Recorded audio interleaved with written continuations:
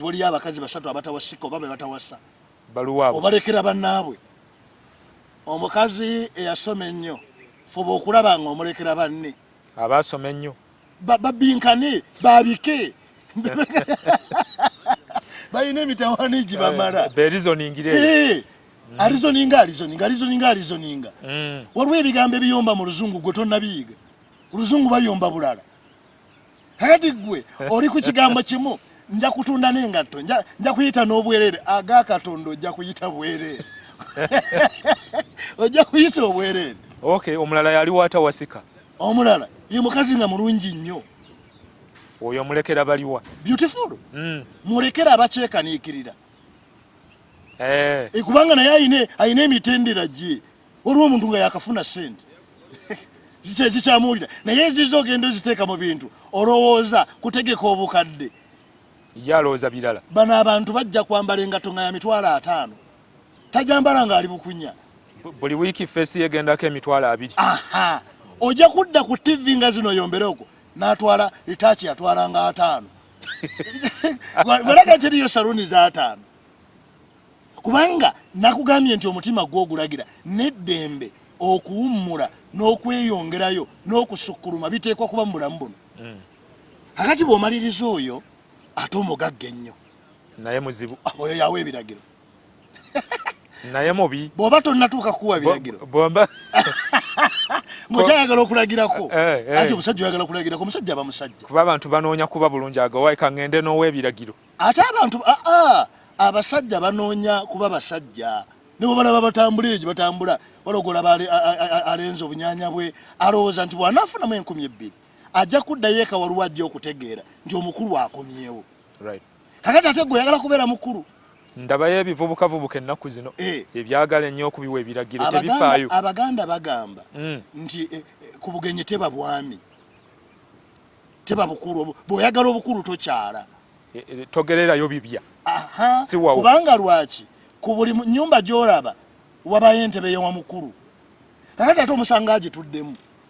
Kakati ate gwe oyagala nnyo bagende mukulu wuuyo azze entebe y'omukulu ebaayo emu. Kakati buli bw'olinya amadaala bagenda kubanoonyesa mmwe sabbuuni akawungeezi. Bino mbadde mubuuza ne mugamba nti sabbuuni mulye. Kati olowoozaamu akomya ndi naye ba sabbuuni mulye bannange. Kivuga nedda sabbuuni tebamulyanga nimumunoonye. Kyova ofuluma n'akataano kati gwe musajja. Olina akataddo bakataala ka mukono oli mu mbeera. Walusimbye embeera etuuse ekiseera eve mu firimu. Embeera bwe tunaagitegeera tugenda kuyiiya amagezi agagyongerayo. Right. Embeera kasite kulimu okutegeera kikyatawanya bannayuganda embeera yabalimu okutegeera. Kati okuva lwe yabalimu okutegeera tebamanyi na waggikwata.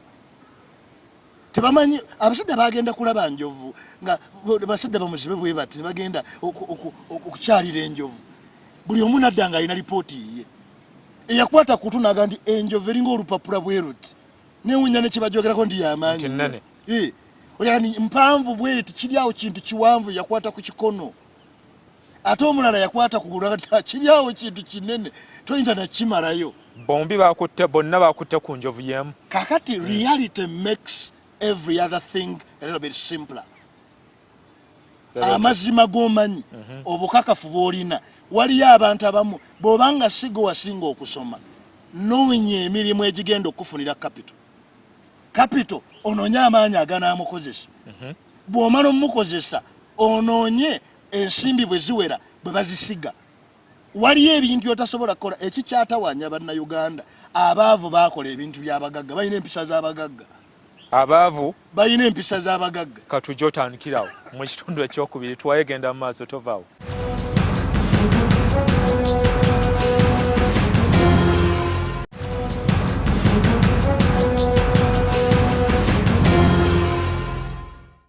Katweyongereyo ndina omusumba Evans Mayambala. Obadde ongamba abaavu bayiga empisa z'abagagga mu Uganda. Bakola ebintu by'abagagga. Kye kino kyempulira nti omuntu yeegaggaasa. Saakunyumiza abaavu batandika okuzimba amayumba. Mu nsi y'okuzimba abaavu tebazimba mayumba. Kubanga gwe toyina ssente. Otulo tusobola okukwata ne bw'oba oyimiridde. Kituufu nnyo. Nze ennaku zino nagaana Walusimbi okuddira otulo ne tuba ne $5,000,000. nanze siina sente otulo akayumba kayina ennyumba y'omukazi oyo n'omusajja oyina miliyoni 8 ye atalina sente. In other words ayina capital wa miliyoni 8 atudde awo amuleeta mutulo kibyokuzimba abantu banoonya buli omu anoonya kufuna wasula wawe. Abaavu tebazimba. Nina mukwano gwange munna Kenya ayina factory nene nnyo nali mubooza ti naye amaka ago galuwa nanga nti sooka otunule wano nanga nti nze nimaze ofuna akuuma akakola sente buli kintu kijja kusoboka. Tannaba kuzimba nyumba yankalakkalira Hapana naye ayina akakolero wakolera ebintu yagamba nti afunye ekyuma ekikola sente kubanga afunye ekintu ekireeta sente. Ffe wano tusooka kunoonya nnyumba n'olyoka onoonya bw'otandika akasimu era wootegerera ng'abantu bakyabanja emirimu naye nga balina gye basula. Kiddamu ekyo abantu wootegerera nti bwavu buzigenze bweyongera nga balina gye basula naye nga bakyabanja emirimu. Gye basula tewaweerera baana gye wasula tewazimba ggwanga. Mawanga agakula kyovula babakkiriza ti gavumenti yennyini mayumba n'abagagga kubanga omugagga bw'amala ofuna sente omanyi obugagga bwewuunyisa oba oli essowaani y'emmere emu nga naawe onywa ekikopo kya caayi kimu naye ng'oyingiza kawumbi ekivaamu ng'otiikwa okufuna abantu b'ozimbira amayumba sente zo zibeeko we zituula. Nakugamba nti teri sente za nnyumba etegerekeka zikomawo ne bw'oba ogipangisa mu myaka 10 egisooka tiwali. Therefore nkugambye nti obulamu buve mu firimu bwe bunaava mu firimu tugenda tandika obulamu obwa ddala. Wano buli muntu e Uganda kankubulira asobola okufunawo akasimbi akatandika emirimu naye n'emirimu gye twayagala tulinga oli yayagala omukyala nga ayagala yasoma nnyo tamanyi kuyomba mu luzungu tamanyi kayana mu luzungu talobinga mu luzungu. Njagala kusomerayo ekyandiko omusajja omu yali mu Bayibuli muno nga mugezi Lubereberye 29 ye Genesis eyo 29 musajja bamuyita Yakobo. Yakobo adduka ewaabwe afunye emitawaana buli muntu yali afunye ku bizibu. Lwaki bw'okula ng'oli musajja bakadde babaali bakwagala ennyo bakusiibula nga ni mwana wange naye mwana ono tatwonooneka kafune gy'alaga. The power of transition eteeka okujja wano waliwo tekubaawo okusinvula enkyukakyuka. Ekyo kyatulemesezza wano waliwo abantu abataagala kukyuka. Wateekwa okubaawo era ensonga ezibagaana okukyuka abataagala oluusi baba ndowooza si butaagala naye kutya ekyo kimu kutya naye abalala baagala wabeewo akyusa. Abantu bano baagala okujja okugaba buli omu alinda anaakulembera lulinga lumbe lwa mugagga buli omu ayagala bajje nga biteredde. Oli bamugamba nti bwe bambikira saatuulanga olumbe lwa mugagga kati nalina mu kkubo ne bakimbuulira olw'omwavu bwe baayo kukima amazzi kubaayo kukima amazzi okwasa enku. Kati abantu ebintu ebimu baabimanyira tuli wano. Sooka osome Yakobo wulira olunyolo 9 bwe yali akyayogera nabo Laakeeri n'ajja n'endiga za kitaawe kubanga yazirundanga. Awo lwatuuka Yakobo bwe yalaba Laakeeri muwala wa Labbaani mwannyina wannyina n'endiga za Labbaani mwannyina nnyina. Yakobo n'asembera n'ayiringisa ejjinja n'alijja ku kamwa k'oluzzi n'anywesa ekisibo kya Labbaani mwannyina wannyina. Yakobo n'anywegera Laakeeri n'ayimusa eddoboozi lye n'akaaba. Yakobo n'abulira Laakeeri nga ye muganda wa kitaawe era nga ye mwana wa Lebbeeka n'adduka n'ambiro n'abulira kitaawe. Awo lwatuuka Labbaani bwe yawulira ebigambo bya Yakobo omwana wa mwannyina n'adduka n'okumusisinkana n'amugwa mu kifuba n'amunywegera n'amuyingiza mu nnyumba n'abulira Labbaani ebigambo ebyo. Labbaani n'amugamba nti mazima ggwe oli ggumba lyange era omubiri gwange. N'atuula naye n'amalayo omwezi gumu. Labbaani n'agamba Yakobo nti kubanga oli muganda wange kyekiva kikugwanira okumpeerereza obwereere mbuulire empeera yo eneebanga ki.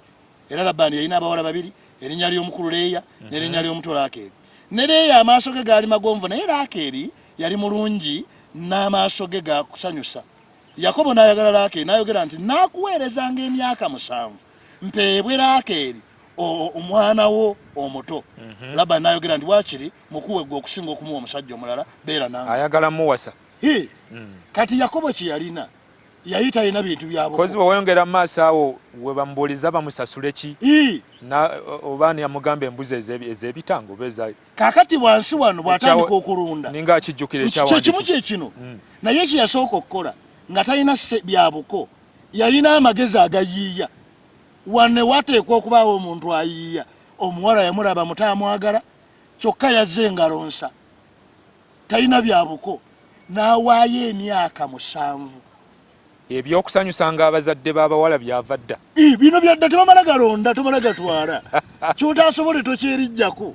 Abantu mpulira beevuma okwanjula ennaku zino. Nkugambye ennaku 365 emirundi 7 nga buli naku bwakeera okulima alimira muwala nga ogwo guvuddeko nja kumufuna, ogwo gwakubire gutondose nja kumufuna.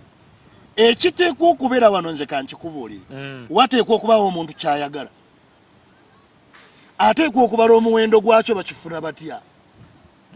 Bino ebintu by'okulonda obulonzi ebintu n'okubifuna obufunyi kyenva mukyalaba mukyalina MP ajje ninda MP ze firimu ziri z'ogambye bali mu firimu. Kakati MP yagenda taddanga ogenda kuwida olutalo luno lugenda okuddako, naye yanoonya transition ye, naye yanoonya wakyusiza bintu. Yakobo yagenda okulaba ngaawo waliwo okulima. Abantu abamu ebintu by'oyagala bigenda kujja. Bw'onoobadde otuwiddewo plan kiki ky'ogenda okukola kati. What are you going to do now? Ugandans teriyo ayina bintu byo, teriyo ayina mukyalawo, teriyo ayina mwamiwo, teriyo awerera baana bo. Nina n'entalo zempulira wano oli yagandi kati abaana abawala babongereko ne pads sanitary wear basome bulu. Kakati bane ani amanyidde ddala ayina okwagala kw'omwana alumirirwa oyo ennyo. Ani alumirirwa kyova olaba mwe mwalowooza nti baali balumirirwa baali tebalumirirwa. Bwe yamala okukwata akalulu yatebenta za mbwa kugenda kufuna gye bamusasulira, naye anoonya ebibye. Because life bwetyo bwefaanana. Waliwo omuntu alaba kyayagala n'addayo n'abala omuwendo. Ono yabalamu n'agamba nti bwe ŋŋamba emyaka 2 tebajja mumpa, kati kaŋŋambe 7 nnime waakiri amabavu ganzijule. Naye omwana oli omuwala mulungi. Ebintu ebimu n'abasajja mbagamba kati gino entalo z'olaba ziri mu maka. Omuntu yayagala omukyala akola anaatuyimirizaawo. Tosobola teri musajja gwe bayimirizaawo nga mukazi yamuyimirizaawo. Wotolanga ku ffujjo ly'abakazi. Asobola okukolako effujjo yonna. Yabeera in charge. Anti waliwo ebintu 3 bye njagala otegeere. Omuntu bw'akulaga obuvunaanyizibwa asaba obuyinza. Kituufu. Singa onteekawo nga nze mbikolako nze mbitegeka manjagala ompa obuyinza engeri gye binaayimirira ye control. Naye ate bwe mala okusaba obuyinza mba njagalayo ku maanyi. Kati abaami abamu tebaamanya nti gwe waleka mu buvunaanyizibwa yali ayagala ne ku buyinza. Bw'omulekera obuyinza ate aba ayagala ku maanyi. Kale kitegeeza gwe bakuleka tolina, bajja kubuulira ebintu by'otawulirangako. Nzirage bajja kunoonyesa sabbuuni ekiro nga gw'olina akatooki. Sabbuuni abaana bamu twamutadde wano yabadde ali wano gw'oteekayo amazzi agokya bw'onoonya ne sabbuuni. Ate omukoowu ani yakoze ani yakooye? Kubanga eyakooye gwe tuweereza asobole okurefreshinga. N'enkyatuweereze. Nze ŋŋamba abantu tebateekwa kuva ku front seat. Mu mulembe gwaffe kuno oteekwa kubanga gw'oli ku mwanjo, gw'obitegeera, gw'obiyiiya, gw'obisalawo. Tova mu muzannyo. N'obuyinza lwe bunajja olwo. Obuyinza lwe bujja n'amaanyi lw'ogasaba. Ku bibyo ebitali bibyo tolina gowa magezi ku bintu bye. Nze walusimbi kyekyaŋŋaana okufuuka employee, ekyaŋŋaana okukozesebwa njagala nnyo okuwa ku biragiro. Kati ate mukama wange awe okuva ku makya yawe ebiragiro, awe ku mukaaga ku mwana nange mbanja akuwaayo ku biragiro. Olwo tebangobye oba omulimu gukulemyawo. Olwo bangobye. So waliwo ebintu 3 bye njagala olwaleero okulekera abantu bano wakati mu nkyukakyuka. Number 1, modalities. Waliyo engeri ebintu gye bikola, engeri yaabyo kasita tokkiriza engeri yaabyo, kubanga abantu balowooza nti ebintu biyinza okujja byokka. Abantu banoonyawo ppanya, banoonyayo is a way, banoonyayo singa waliyo engeri endala. So in other words, it must be your way.